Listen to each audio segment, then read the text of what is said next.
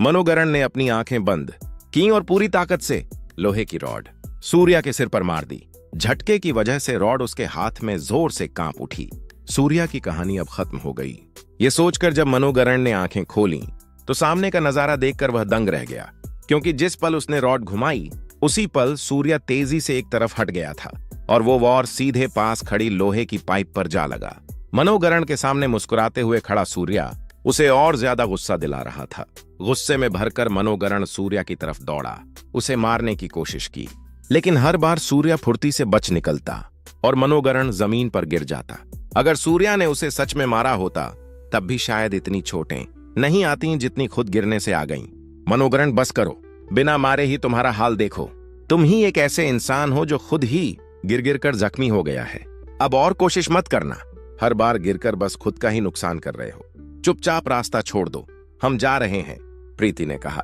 मनोगरण की हालत देखकर प्रीति की हंसी छूट गई, लेकिन उसने खुद को रोका, क्योंकि अगर वह उसके सामने हंस देती तो यकीनन मनोगरण अपना आपा खो बैठता। वह प्रीति यह सोचकर कि अगर उसने उसे तिरस्कार से छेड़ा तो मनोगरण और भी बड़ी मुसीबत खड़ी कर देगा, जबरदस्ती अपनी हंसी दबा रही थी, पर हंसी रुकने को नहीं थी। आंखों में आंसू उभर आए। एक पल के बाद वह हंसी रोक न सकी और जोर से हंसी छूट पड़ी। क्यों हंस रही है? अब समझ में आ गया कि कहां से तुम्हें चोट लग गई थी, मनोगरण ने चिढ़कर कहा।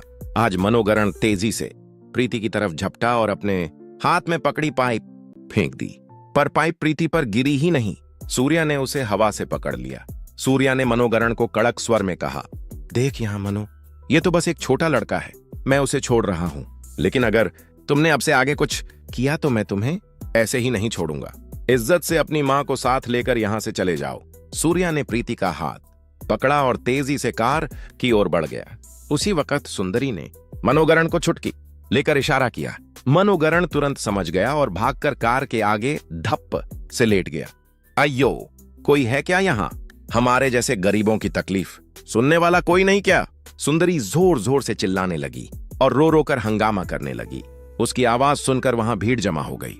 भीड़ में से एक आदमी सुंदरी को जमीन पर बैठकर रोते हुए देख सहानुभूति से बोला, माँ जी क्या हुआ? इस उम्र में आप सड़क पर बैठकर यूं क्यों रो रही हैं? क्या परेशानी है? सुंदरी ने आंसू पोंछते हुए कहा, सामी, भगवान, मेरे पास बस एक ही बेटा है, यही जो यहाँ खड़ा है, कोट पहने हुए। वह सूट पहने आदमी था, कहता था बिजनेस शुरू करना है, तुमसे थोड़े पैसे उधार ले रहा हूं। उसने मुझसे 1 लाख और ले लिया और चला गया। अब जब उसकी हालत ठीक हो गई है तो पैसे लौटाने का नाम ही नहीं ले रहा। हमारे ऊपर उंगली उठाई, मेरी तो कार ही झपट ली।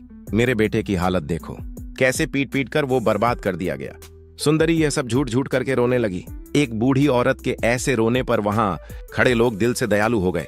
सुंदरी ने सबको भरोसा दिया कि मनोगरण को जो चोटें आई हैं वे सूर्या ने मारकर नहीं बल्कि गिरने की वजह से आई। तुम्हारे पास कोई समझ है क्या? गरीबों को तो पीट कर ही ऐसे दिखाते हो और फिर लग्जरी कार पहनाकर घूमते हो। वो पैसा आखिर तक आता भी है क्या?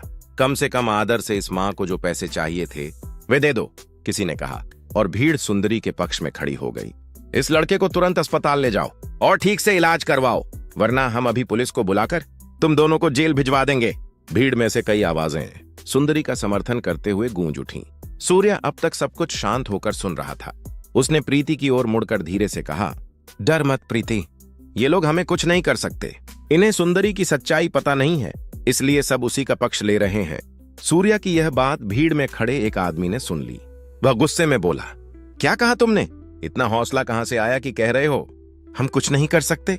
तुम दोनों ही हो अभी यहाँ, जरा चारों तरफ देखो, तुम्हारे खिलाफ कितने लोग खड़े हैं। अब शांति से पैसे निकालो, वरना अंजाम अच्छा नहीं होगा। भीड़ और भी घिरी हुई तरह उनके पास आ गई।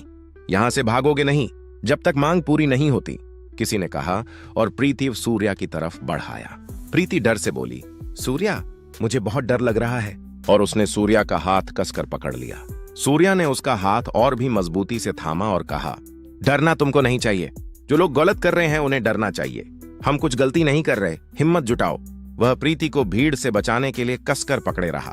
भीड़ के अलग अलग लोग अलग अलग स्वर में चीखते रहे, क्या तुम हमारी मां की हर मांग मानोगे या यहां ही तुम्हारी दबा पुता कर दफना देंगे?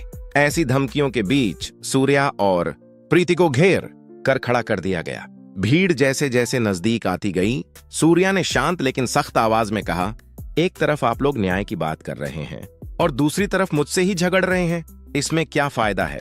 पहले जरा पूछिए इस औरत से कि असल में मैंने किस पर गाड़ी चलाई थी। सूर्या की बात सुनकर सबकी नजरें तुरंत सुंदरी की तरफ मुड़ गईं। सुंदरी ने नाटकीय अंदाज में बोलना शुरू किया, मैं तो शांति से अपने रास्ते पर जा रही थी, लेकिन इसने जानबूझकर मेरी तरफ गाड़ी मोड़ दी। इतनी बड़ी मेन रोड छोड़कर ये शॉर्टकट क्यों ले रहा था? क्योंकि इसे पता था कि मैं यहीं हूं और इसे मुझ पर ही गाड़ी चढ़ानी थी।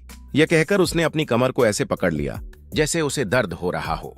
फिर आंसू बहाते हुए बोली, इस बुजुर्ग औरत का बस एक ही बेटा है और अब वो भी जमीन पर पड़ा है, घायल होकर तड़प रहा है। कहते कहते वह जोर जोर से रोने लगी और भीड़ फिर से उसके इर्द गिर्द सहानुभूति से भर गई। भीड़ की नजर अब गुस्से से सूर्या की ओर मुड़ी। सूर्या ने गहरी सांस लेते हुए कहा, हाँ, ये सच है कि ये लोग गिरे थे और मनोगरण को जो चोटें आई हैं वो मुझसे झगड़ने की वजह से हुई। पर क्या कभी आपने सोचा है कि जो ये सच बता रहे हैं वो सच है भी या नहीं? जब तक ऐसे लोग रहेंगे जो बिना सोचे समझे किसी की भी बात पर भरोसा कर लेंगे, तब तक यहाँ कोई भी किसी को बेवकूफ बना सकता है और किसी को फर्क नहीं पड़ेगा। सूर्या की बात सुनकर भीड़ कुछ क्षण के लिए चुप हो गई। धीरे धीरे सब 2 कदम पीछे हट गए, मानो उन्हें लग रहा हो कि उसकी बात में सच्चाई है। यह देखकर सुंदरी के चेहरे का रंग उड़ गया। उसे लगा कि अगर ऐसे ही चलता रहा तो प्रीति और सूर्या से पैसे निकलवाना मुश्किल हो जाएगा।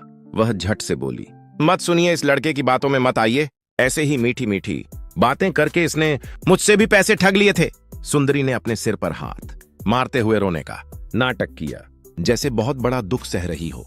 सूर्या ने शांत स्वर में कहा, वो कह रही हैं कि मैंने पैसे लिए तो जरूर कोई सबूत भी होगा, है ना? किसी से भी पूछ लीजिए, अगर मैंने पैसे लिए हैं तो उसके सबूत दिखाइए। सूर्या की यह बात सुनते ही सुंदरी तुरंत तैयार जवाब लेकर बोली, मैं तो एक बूढ़ी औरत हूं बेटा, मुझे ज्यादा पढ़ना लिखना नहीं आता, पति भी नहीं है। बड़ी मुश्किल से अपने बेटे की शादी के लिए थोड़ा थोड़ा करके पैसे जोड़े थे, वो सब पैसे इसने ले लिए और अब सबूत मांग रहा है। हम जैसे गरीबों के पास क्या सबूत होंगे? हमारा दर्द ही हमारा साक्षी है। सुंदरी की इस नाटकीय अदाकारी को देखकर सूर्या कुछ पल के लिए हैरान रह गया। धीरे से प्रीति ने उसके कान में कहा, इस औरत को तो ऑस्कर मिलना चाहिए। इतनी परफेक्ट एक्टिंग कहां से सीखी होगी? इतनी शानदार एक्टिंग तो ये लोग पहले कभी नहीं दिखाए होंगे। लगता है जैसे कोई डायरेक्टर उन्हें निर्देश दे रहा हो और किसी फिल्म का सीन करवा रहा हो। सूर्या ने प्रीति की तरफ देखते हुए हंसते हुए कहा, प्रीति, 1 मिनट में ही समझ आ गया कि ऑस्कर देने होंगे। अरे भाई, इसकी परफॉर्मेंस देखो। फिर सूर्या ने गंभीर होकर कहा, अगर आप सबको सच सच पता करना है कि असल में क्या हुआ, तो मेरे पास एक तरीका है। इस पूरे इलाके में सिक्योरिटी कैमरे लगे हैं और वहीं उन्होंने कहा कि मैंने उनकी कार चढ़ाई। मेरी कार में भी एक छोटा डैश कैमरा लगा है। जो कुछ भी हुआ सब कुछ उस कैमरे में रिकॉर्ड है।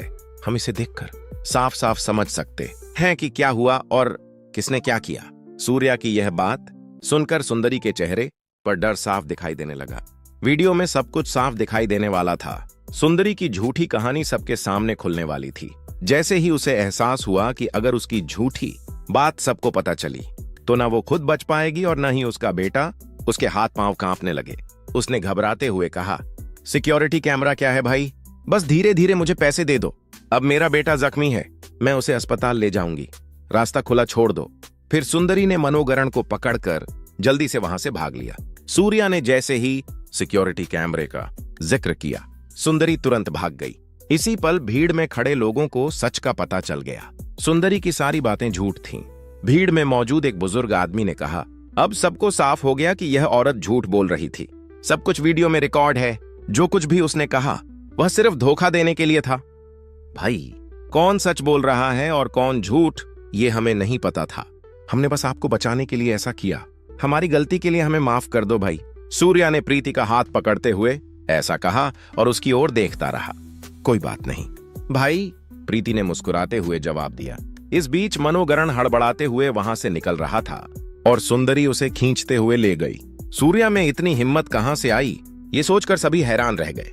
वनिता जैसी हमेशा चुप रहने वाली लड़की आज इतनी बोल रही थी, ये किसी भी तरह अनदेखा नहीं किया जा सकता। सुंदरी अब सोच रही थी, अगर उसने नया कार खरीदी है तो उसके पास निश्चित रूप से काफी पैसा होगा। जरूर उस नए प्रोजेक्ट से करोड़ों रुपए उसके हाथ में आए होंगे। सुंदरी ने मन बनाई किसी तरह इससे फायदा उठाकर माँ तुमको सेटल कर दूंगी। वह प्रीति से पैसे वसूलने की एक और योजना गढ़ने लगी। मनोगरण, जो चल भी नहीं पा रहा था, सुंदरी के हाथ पकड़े हुए खिंचता गया और फिर एक जगह बैठकर थक कर सांस लेने लगा। सही कह रहा है माव ने, भाई मैंने भी इतना कुछ सोचने का समय नहीं लिया। वनीता से चाहे जितना भी मांगो पैसे मिल ही जाएंगे, पर ये सूर्या, उसने हमें छोटा समझा है। अब उससे हिसाब मांगेंगे, उसकी असली जगह दिखाएंगे। मनोगरण बुदबुदाया। इसी बीच कार की तरफ बढ़ रहे सूर्या और प्रीति ने राहत की सांस ली। अच्छा हुआ सुंदरी चाची के पास से हम निकल आए, अब बस ये दहाड़ा हाथ तक सिमटा रहे और कुछ न करे, प्रीति ने उम्मीद भरे लहजे में कहा। इस समय उन्होंने हमारी कार अपनी कार के नाम से ही खरीदी होगी, प्रीति ने मुस्कुराते हुए कहा। हाँ, हमारी कार में ही डैश कैमरा लगा है। अगर रिकॉर्डर चालू करने की बात कहो तो ये लोग निश्चित ही मना कर देंगे। प्रीति ने सूर्या की उस समझदारी और सूझबूझ की तारीफ की जिससे उसने दोनों को इस झंझट से बचाया और उसे गर्व महसूस हुआ। जैसे ही प्रीति ने कार का जिक्र किया, सूर्या को अचानक वनीता याद आ गई। सूर्या ने तुरंत पूछा, प्रीति क्या तुमने मेरे लिए नई कार खरीदी? रवि कुमार साहब को पता है? और वनीता आंटी को? प्रीति ने जवाब दिया। नहीं, उन्हें कैसे पता होता? उन्होंने तो साफ कहा था, अगर तुम्हें कुछ चाहिए तो खुद ही कहोगे, वो लोग किसी को भी मनाने नहीं देंगे। सूर्या ने यह सुनकर अचानक अपने सवाल पर ठहर गया और सोच में पड़ गया। पूरा दिन गुजरते ही प्रीति चुपचाप घर में रह रही थी, कुछ नहीं कह रही थी। सूर्या ने यह देखकर सोचा कि घर में किसी बड़े भूचाल की तैयारी हो रही है। अगली सुबह सूरज के उगने से पहले ही घर के मुख्य द्वार पर किसी ने लगातार दरवाजे की घंटी बजाई। ठंडी सुबह में तो दूध वाला भी नहीं आता। सूर्या ने सोचा, ये कौन हो सकता है? वनीता धीरे धीरे दरवाजे की ओर बढ़ी। जैसे ही उसने दरवाजा खोला, सुंदरी अचानक उसे धकेलते हुए सीधे सोफे की तरफ बढ़ गई। सुंदरी ने किसी बात के लिए वनीता से पूछे बिना ही सोफे पर और फर्श पर जगह बना ली और बैठ गई। सुंदरी के साथ उसका बेटा भी सोफे पर आकर बैठ गया। अब आप यहाँ क्यों आए हैं? पिछली बार आपने जो 5 लाख लिए थे, क्या उसे वापस करने आए हैं? वनीता ने घर के अंदर आते ही सुंदरी से गुस्से में कहा। मनोगरण ने उत्साह से कहा, आंटी ध्यान से सुनिए, इस बार हम बस पैसा लेने नहीं आए हैं, हम सिर्फ वह पैसा मांगने आए हैं जो हमें मिलना चाहिए था। वनीता ने सोचा कि ये लोग किसी नए प्लान में फंसकर अंदर आए हैं, लेकिन सुंदरी चुप रही। उसने एक शब्द भी नहीं कहा और बस मुंह बंद किए खड़ी रही। कई सालों के बाद जब रवि कुमार घर में नहीं थे, सुंदरी के अंदर आते ही वनीता ने गुस्से में अपने दांत कस लिए। वनीता की बहन ने तलाक के बाद कई बार वनीता के पास आकर पैसे मांगकर उसे परेशान किया था। अगर वनीता पैसे नहीं देती तो वह धमकी देती कि वनीता के भाई को चैन से नहीं रहने देगी, इसलिए वनीता मजबूरी में अक्सर उसे पैसे दे देती थी। सुंदरी केवल रवि कुमार से ही डरती थी, इसलिए थोड़े समय के लिए उसने वनीता के घर में कदम नहीं रखा। अब जब रवि कुमार घर में नहीं है, सुंदरी फिर से वनीता के घर में दाखिल हो गई है। उसके अलावा प्रीति इस समय आरएसपी ग्रुप प्रोजेक्ट संभाल रही है। सुनिश्चित रूप से उसके पास करोड़ों का पैसा है। इस सोच के साथ कि किसी तरह वनीता को इस्तेमाल करके उससे थोड़े पैसे भी निकाल लिए जाएं, इस बार सुंदरी और उसका बेटा पूरी योजना बनाने में जुट गए हैं। नई योजना बनाकर पैसे हथियाने के लिए वे घर के अंदर दाखिल हो चुके हैं।